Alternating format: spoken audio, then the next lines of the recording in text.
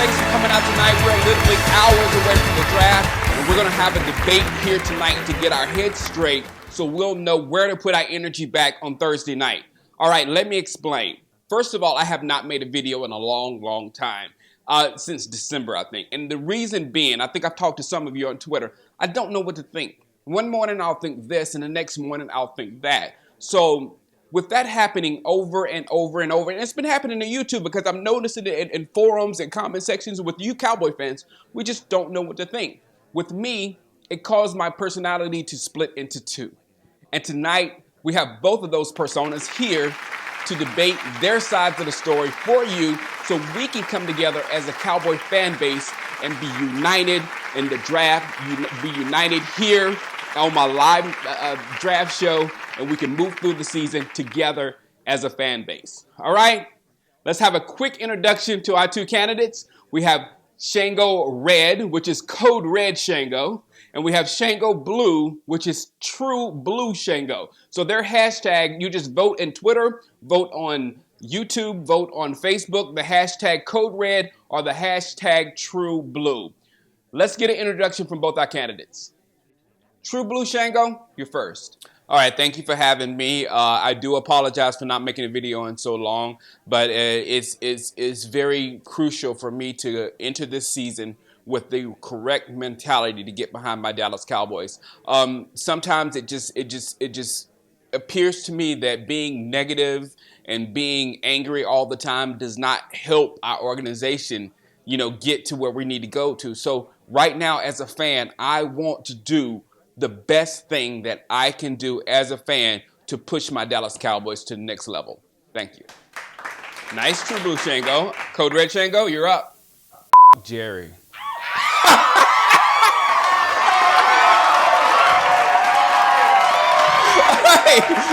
I didn't think you was going to come out the gate like that. All right, let's keep going. First question to you, Code Red Shango. What happened last year? What happened to us last year? Reality happened to us last year. We had been playing 500 football over and over and over. 2014, things happened for us. We were healthy. We did some right things going down the stretch, and we ended up 12-4. Last year, things didn't happen for us. We were not healthy. We lost a quarterback. We lost our wide receiver. We just did not play good team football last year when we were faced with adversity. And that falls on the coaching staff also. So I don't think anything crazy happened to us. It was just reality. If you don't bring it in the NFL on a constant basis, whether you have injuries or not, you're going to lose, period. Very nice, very nice. All right, True Blue Shango, same question to you. What happened last year?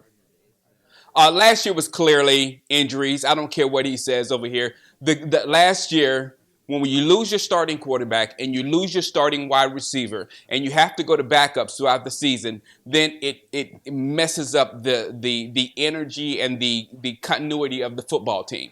So if we didn't have those injuries, you couldn't tell me we would not been in the playoffs. You couldn't tell me we wouldn't have won the NFC East if we did not have those injuries. So next year, all we have to do is come back with the same mentality we did in 2014 and win again in 2016. I see no problem with it. As long as we're healthy, we will be fine. There's no reason to panic or be all crazy right now. All right, good answer. All right, True Blue Shango, what do you think the Cowboys can do to fix the problems from last year? Are they fixable? Yes, I do think this organization will figure this thing out.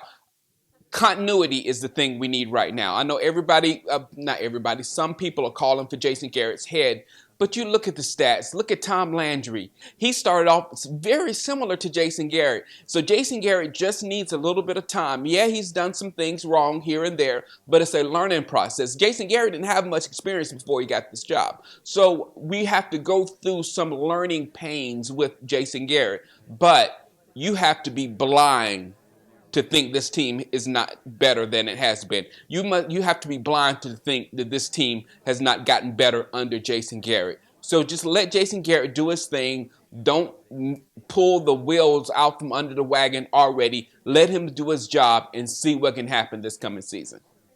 Okay, you now, Code Red Shango. Do you think these problems are fixable? In my opinion, there were two fireable offenses last year with the coaching staff. So I have problems with them right now. The first fireable offense was Joseph Randle. Whoever put him as our starting running back needs to be fired. That the character there. If you cannot tell what type of human being he was, of course we know that I've heard it over and over. Anybody can get yards, anybody can run behind this offensive line. Well, that may be true to an extent, but you need a high character individual for your team to ride behind. That's one thing DeMarco Murray was. He had high character, and he brought it every time he went out to football team. Maybe he fumbled, maybe he didn't do all the things you wanted him to do, but he was a lead back. Randall was nowhere near a lead back as far as anything. I don't even think he was a lead back for his skills. But his skills, his character, the way he approached the game was nothing for us to follow behind, but yet we did it. The second reason was backup quarterback. I don't care where you fall, whether it was Brandon Weeden was never good enough. If Brandon Weeden was never good enough to play quarterback for the Dallas Cowboys, then he should have never been on the team. And we should have never put 2 years, close to 2 years of resources in the Brandon Weeden. We should have looked elsewhere. Now, that's one way to look at it. Another way to look at it is we put 2 years of resources into Brandon Weeden. Why did you pull him so quickly and give the job to Matt Castle, who was just coming in and didn't learn the offense and, according to him, had to walk around and find somebody to tell him how to play the game of football?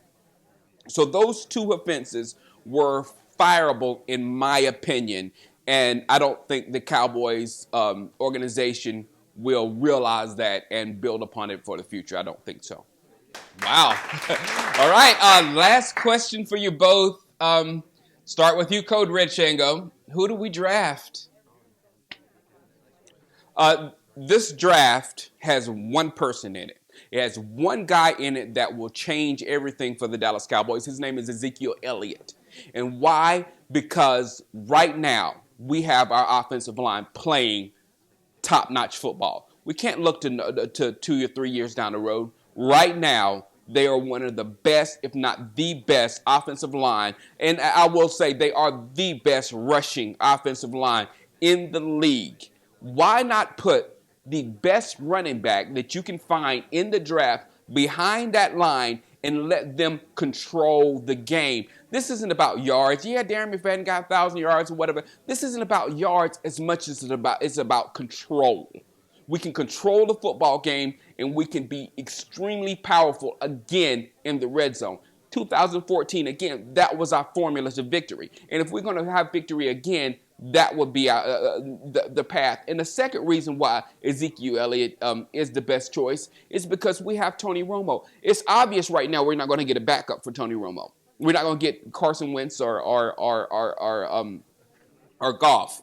So right now we need to preserve Tony Romo. And the best way to preserve Tony Romo is give him the best running game possible for him to pass the ball like he did in 2014 with 15, 20, 22, 23 attempts per game and instead of 35, 40 attempts per game. If we cut down his attempts, then therefore he will not get hit nearly as much as he was before, and you won't be asking too much of Tony Romo. He can manage the game, and he can be that MVP quality quarterback again. And then when it becomes time for Tony Romo to move on, the next quarterback, we still will not be asking him to do everything like we've asked Tony Romo to do his entire career.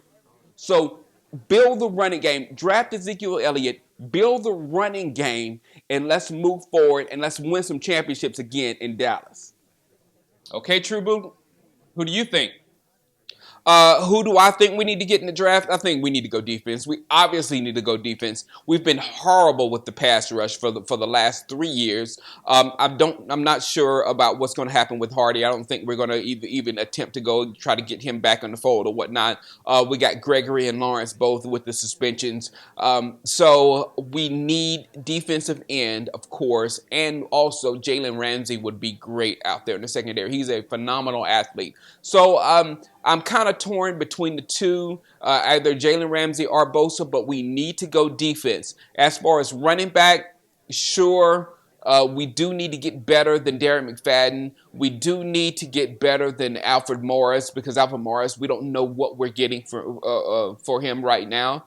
But we need to get a running back, and we can get a running back in the second, third, fourth round. But that first round, we need a defensive stud. We need somebody on the defensive side of the football that will make offensives worry. And right now, we don't really have a person over there other than Sean Lee that can really dictate the offense. So yeah, defense completely. All right, there you go. There we have it. The two sides of my persona. I think I prefer one of them already. So who do you prefer? Vote Code Red Shango or True Blue Shango, and that guy will be with you for the rest of the season. I'll see you on Thursday. Go Cowboys!